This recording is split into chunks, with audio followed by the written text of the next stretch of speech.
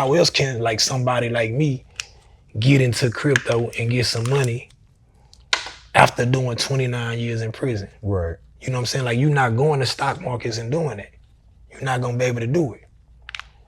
They got all these different regulations. You have to have a couple of $1 million to get in on certain like initial public offerings and shit, like get in on these coins. But with the Bitcoin, the crypto and shit, you can get in, anybody. There's no regulations now. They setting it, they writing the regulations now, but you can still get in and actually get rich with them. So now they're trying to lock it all down? Yeah, they regulating it, like, cause like I told you, the dollar going to zero. So that's why they all getting into Bitcoin and they getting into all of these other coins. They buying them up because they're gonna start using these coins as the currency. But they not really talking about it on the news. You know what I'm saying? Everybody got a smartphone. You know what I'm saying? But people don't use it. Do you think what do you think about any of the other options versus just not being a US dollar, like gold or? I mean, gold is always a plus. You know what I'm saying? Gold is, that's basically what they're using Bitcoin for. In replacement? No, like, cause initially when like money came into existence, gold was just like every dollar bill was backed by gold. Mm-hmm. So the dollar bill basically was a claim check. It started like a claim check, like people had gold. Gold was the money, that's real money.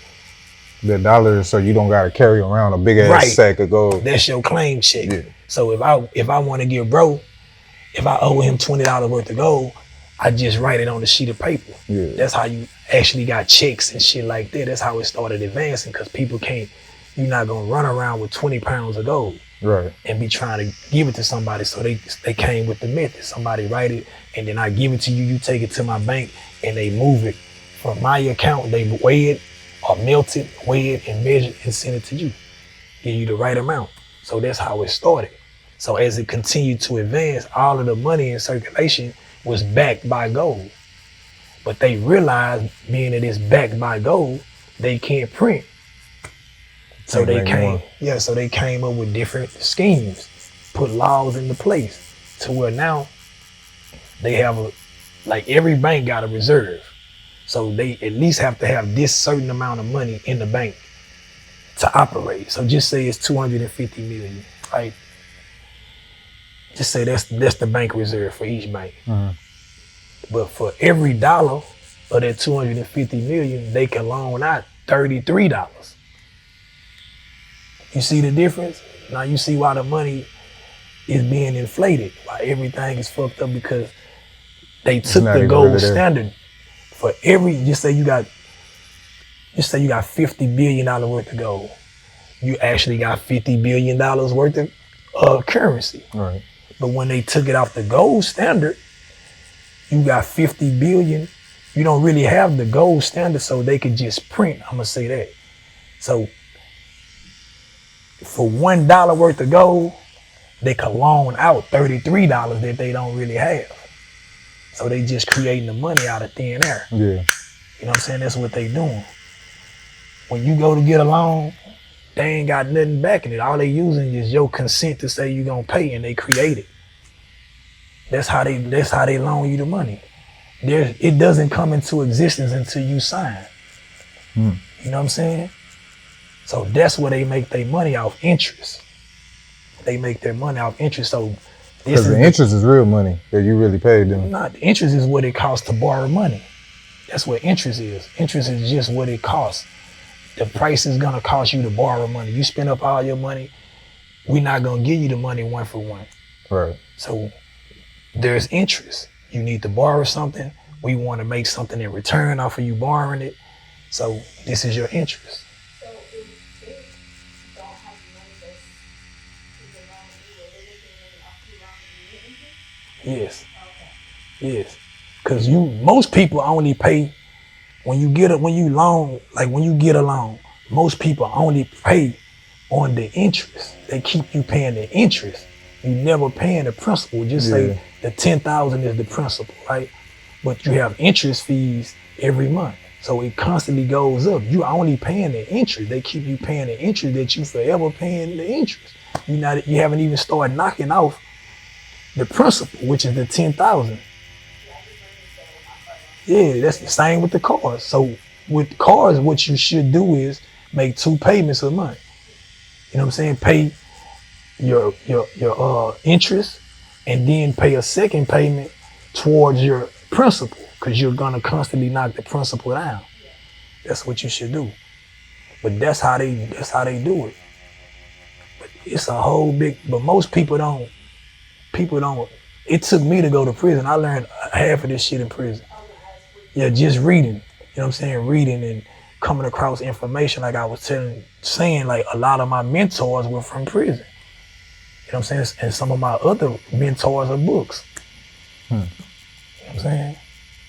You got any books you recommend just for like anybody to read? It depends on what you into. There's a book called, I think, Jekyll Island, something at Jekyll Island, but it's about the money and stuff that I'm telling y'all about. The Uniform Commercial Code, like it's a legal document. It governs all business transactions. You need to know it. That's what they use in everything, the Uniform Commercial Code. It's a lot of books. I done read a lot of good books that influence. Should be saying that like on documents it'll say like UCC dash whatever. Right. So that's the Uniform Commercial Code.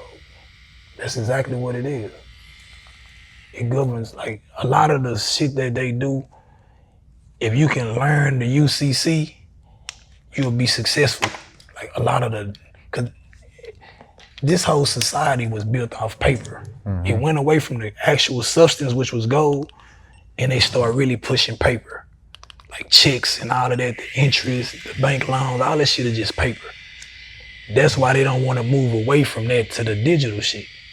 They tried to keep people away, but the creator of Bitcoin, that's what they didn't want to control. It was about self-custody, where I don't have to go to a bank and get approval to move my money. If I want to send you, if I want to take, just say I want to take 50 million out the bank, I don't need their approval to do it because it's not gonna fuck with their reserve. Remember I told you they have to have a certain amount of money. Each bank have to reserve a certain amount of money. So I can't go to this bank and get this 50 million because they only got 250 in here, 50 million, and I'm trying to take 50 out. You see what I'm saying? So they're gonna tell you no. So people didn't want their control. They didn't want their control no more, so they created that lane. And for a long time, they tried to keep people away and they misinformed people, but the people, they continue to gravitate towards it. They continue to put the information out, and now they're embracing it because they don't really have a choice. So they trying to get ahead of it before retail. Retail is us. They trying to get ahead of the curve and buy up everything. They trying to buy it all up. And what they're gonna do, like they starting these ETFs, these exchange traded funds. They starting crypto, like they got a Bitcoin ETF, they got a Ethereum. I think Ethereum got one too. But what that is basically like if you wanted to invest in potato chips, a ETF will allow you, like just say Doritos is the top selling potato chip.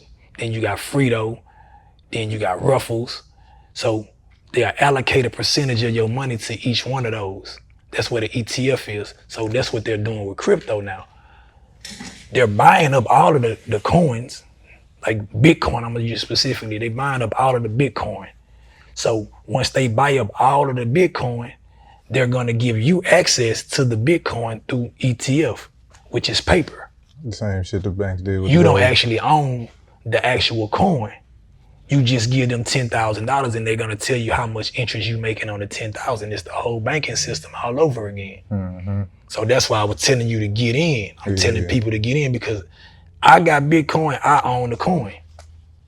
You can't tell me how much, I make all of the interest. If the bitch go up 200%, I get all of that 200%. You know what I'm saying? The thing that I don't understand is like, I know. Did you read the book?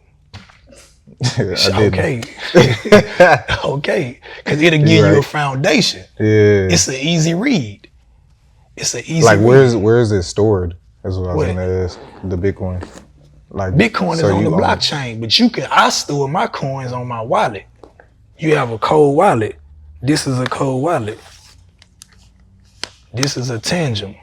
This is a Tangem cold storage wallet. Let me pull this motherfucker out. And that's just where you store it? Yeah, like, so when you buy Like, I bought the coins on the exchange, a crypto exchange. It's like a credit card. It got a chip. This is a 3-card set, right? This is a 3-card set.